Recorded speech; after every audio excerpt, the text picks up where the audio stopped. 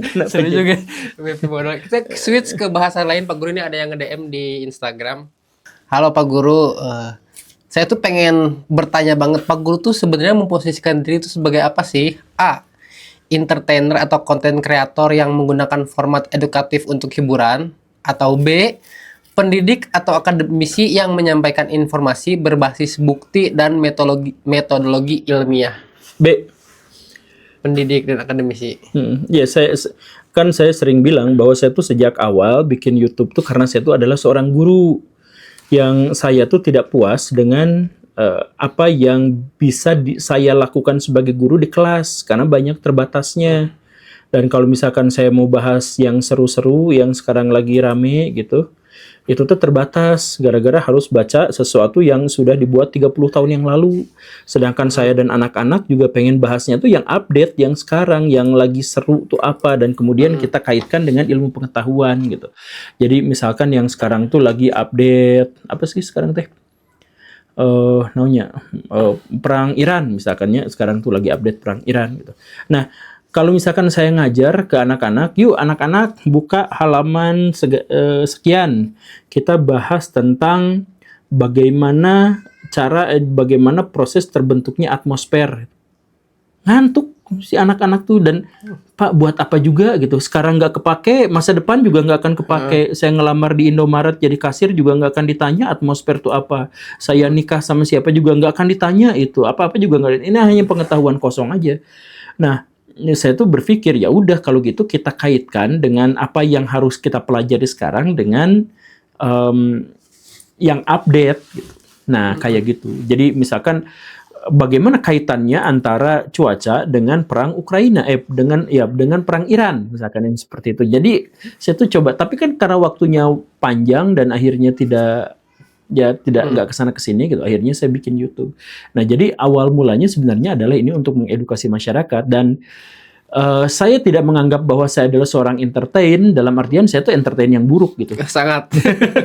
saya sebagai orang yang nemenin nih, bukan entertainer, Iya, bukan entertainer nih.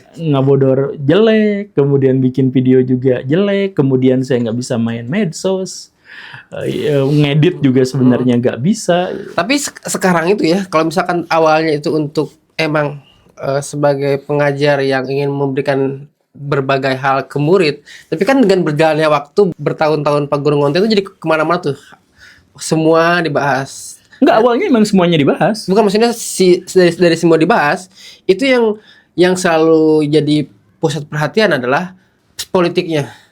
Politik selalu jadi pusat perhatian karena itu current issue.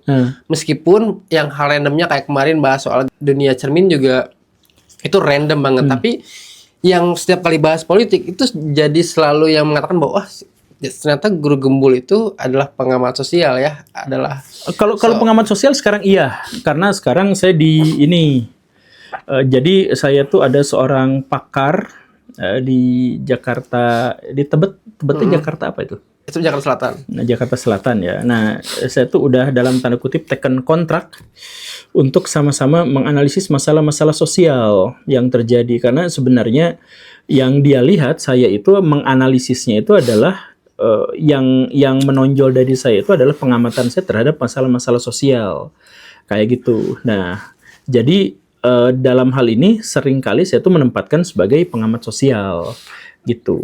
Dan tapi ya tetap edukator gitu. Bisa tajam mengamati karena kenetralan itu kayaknya ya. Jadi bisa kemana-mana ya. Iya, saya tuh tetap berusaha untuk netral. Cuma, nah itu gara-gara netralnya itu ya diserang di sana-sini gitu.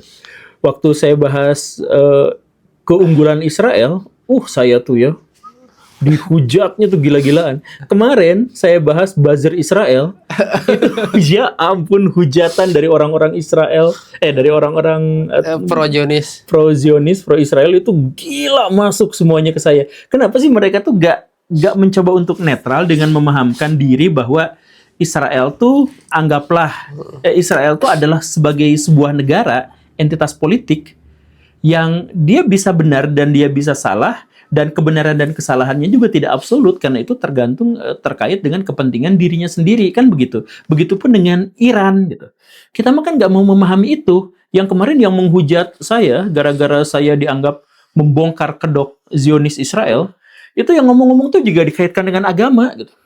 Jadi mabok agama tuh bukan hanya dari kalangan mayoritas, yang minoritas di Indonesia juga mabok semua sekarang tuh. Jadi sekarang tuh ada fenomena ini Pak Guru, ada orang yang agama yang penting pendapatnya beda aja. Enggak, bukan. Kalau itu jauh dari saya. Saya tuh enggak kayak gitu. Cuman intinya memang orang kita itu masyarakat miskin kebanyakan, masyarakat lemah, masyarakat yang diinjak-injak, masyarakat yang ya pokoknya mah tidak hidup dalam kemapanan dan kebaikan gitu. Dan karena itu maka mereka tuh biasanya memang sangat ketergantungan pada identitas kelompok, dan karena itu benar dan salah juga harus disesuaikan dengan benar dan salahnya kelompok gitu. Itu kalau misalkan orang yang sudah tajir melintir, dia cuek aja, santai aja sama pendapat orang. Tapi kalau orang yang miskin, pendapat orang itu bisa jadi ancaman.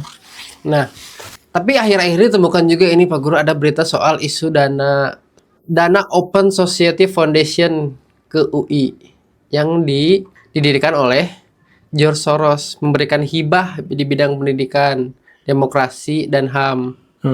Nah, isi kecurigaannya adalah mengapa UI menerima dana dari foundation tersebut? Dugaan adanya kepentingan tertentu, narasi agenda global politik. Nah, dengan ditemukan berita seperti ini, banyak juga tuh di luaran mengatakan bahwa oh ternyata bener nih yang dikatakan Prabowo bahwa ada antek asing ini yang mencoba untuk penggoyang Indonesia.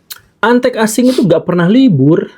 Nih ya, dengerin teman-teman semua, antek asing tuh gak pernah libur untuk terus-terusan mencoba mengamankan kepentingannya. Termasuk mencoba mengamankan kepentingannya itu juga dengan melalui menghancurkan kepentingan negara lain, itu tuh bisa. Itu tuh lumrah, itu tuh niscaya terjadi. Jadi bagaimana caranya Cina bisa maju? Ya diantaranya dengan mengeliminasi para pesaing. Nah, kalau Indonesia mau bikin bersaing dengan Cina, ya harus digulingkan ya. Misalkan gitu, itu kan normal, itu wajar kan.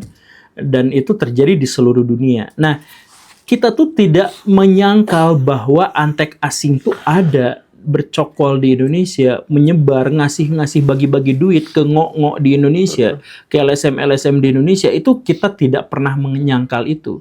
Cuman maksud saya adalah karena selama itu kita tuh ada berperang dengan mereka, maka kalau kita kalah, bukan kita salahin antek asing. Nih, ya, Persib perang sama Persija, tanding sama Persija. Persija itu harus mengalahkan Persib bagaimanapun caranya. Betul kan? Dan Persib pun harus mengalahkan Persija bagaimanapun caranya. Nah, kalau misalkan si Persijanya kalah, masa dia harus ini gara-gara Persib tuh penyerangnya itu tidak bisa kita hentikan? Kan nggak bisa gitu.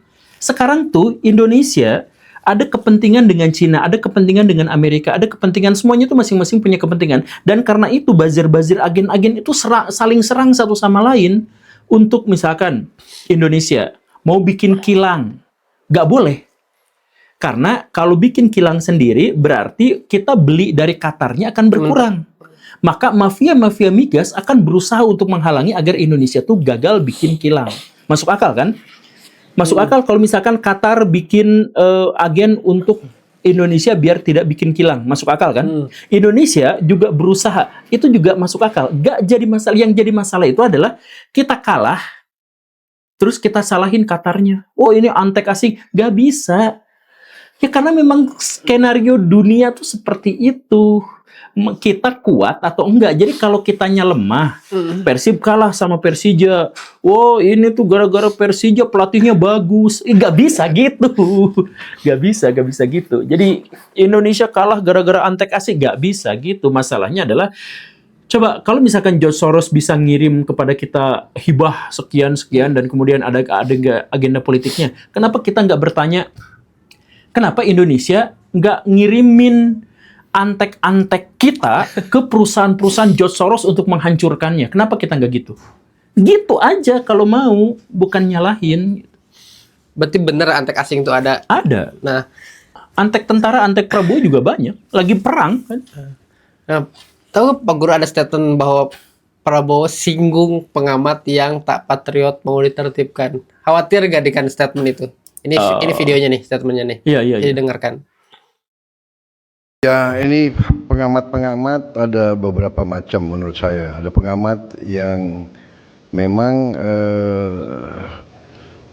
tidak suka pemerintahnya sendiri berhasil karena berbagai motivasi. Tapi menurut saya mereka itu ya, menurut saya sikap mereka itu sikap yang sempit, bukan sikap patriotik. Mungkin karena merasa kalah, tidak punya kekuasaan, kemudian atau ada pihak yang hilang rezeki, ya, terutama maling-maling, koruptor-koruptor, ya kan, dia merasa rugi dong dengan pemerintah kita. Kita mau tertibkan, kan, jadi dia, ya saya juga punya data-data intelligence, ya kan.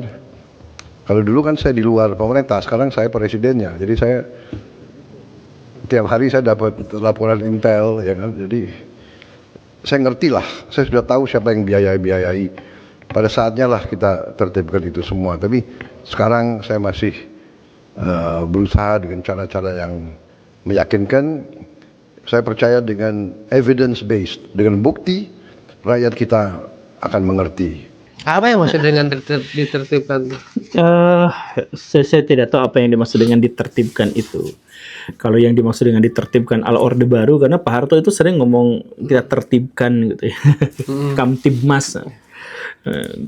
Ketertiban itu yang dimaksud itu adalah dengan itu kenapa dia ngantuk sekali? Tidur aja. Nah, jadi gini.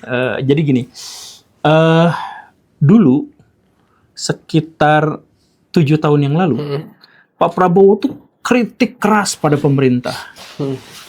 Dan sebelumnya kepada SBY dia tuh kritik keras. Bahkan ada persengketaan debat di antara SBY dengan Prabowo, saya ingat betul pada waktu itu.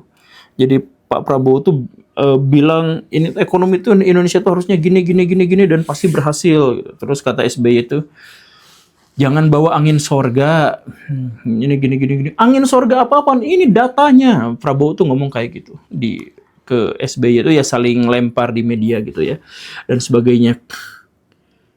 Artinya Pak Prabowo itu sangat kritis sebelum dia berkuasa tuh. Makanya saya bertanya-tanya Pak Prabowo kenapa sekarang jadi anti kritik dan kemudian mencoba bikin framing. Kalau yang mengkritik berarti antek asing. Coba ada beberapa daftar yang berkali-kali disebut sama Pak Prabowo.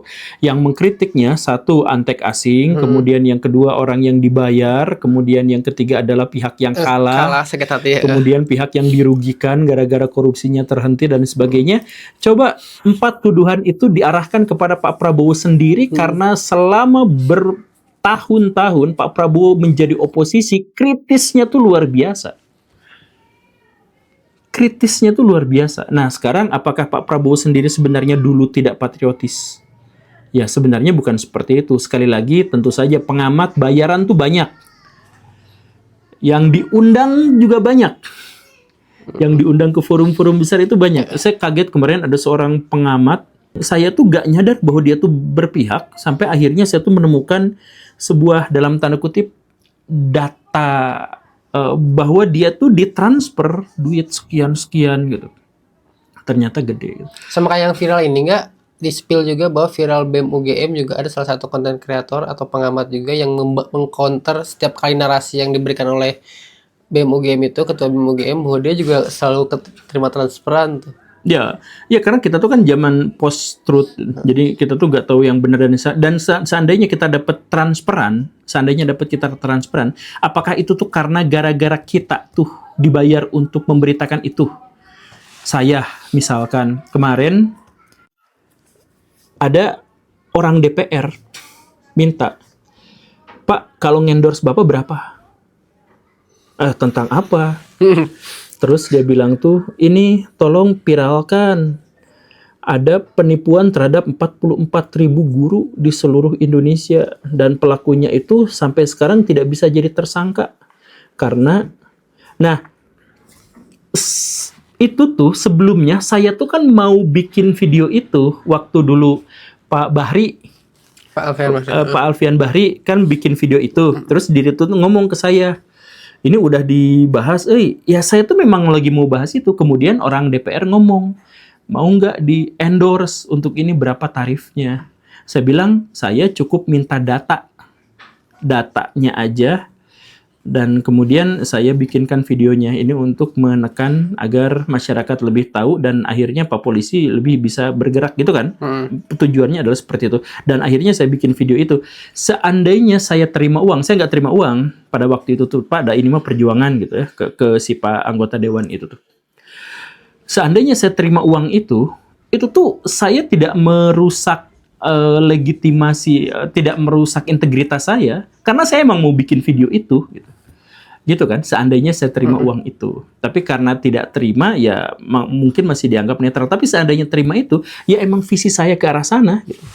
Jadi kalau bikin ya dapat bonus 2 gitu, dapat duit, dapat engagement, dan memang sedang OTW tujuan kita itu akan tercapai gitu, atau dalam mengupayakan tujuan kita gitu. Nah, pengamat-pengamat di Indonesia itu juga banyak yang seperti itu. Ada yang sepenuhnya dibayar, ada yang dibayar karena sesuai dengan ini sesuai dengan ideologi.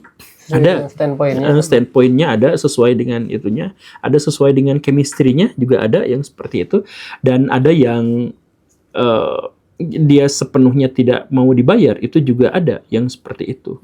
Nah, apakah kemudian Pak Prabowo mengatakan bahwa mereka itu adalah orang-orang yang tidak patriotik? Untuk beberapa orang ada yang sama sekali tidak patriotik, yang karena memang ngejar ini gitu ya. Tapi justru saya tuh dalam hal ini ya balik lagi mempertanyakan kepada Pak Prabowo, orang yang tidak patriotik itu jangan-jangan Pak Prabowo sendiri. Berhubung Pak Prabowo dulu itu begitu lantang mengkritik pemerintah, sekarang tidak mengkritik pemerintah karena menjadi bagian dari kekuasaan atau sentra kekuasaan. Jadi sebenarnya kritik Bapak selama ini, selama kemarin-kemarin itu patriotik atau sebenarnya cari dukungan demi kekuasaan. Sebab ketika sudah mendapatkan kekuasaan, bungkam. Justru malah anti kritik. Dan dia bilang, kalau misalkan mau ganti saya, nanti tunggu aja nanti 2029. Kalau tidak suka sama Prabowo, silakan. 2029 bertarung. Iya kan? Iya. Iya, itu kan jalur konstitusi, harus nunggu dulu. Tapi makanya karena Pak Prabowo itu harus nunggu 2029, makanya MBG digalakan. Itu kan kantung suara yang sangat besar. Beberapa bulan sekarang setiap kali saya jalan, di sini ada dapur MBG, di depan kos saya ada dapur MBG. Banyak juga ya ternyata ya, udah mulai kemana-mana. Oke lah Pak Guru, untuk hari ini terima kasih. Sampai jumpa besok. Assalamualaikum warahmatullahi wabarakatuh. Waalaikumsalam warahmatullahi wabarakatuh.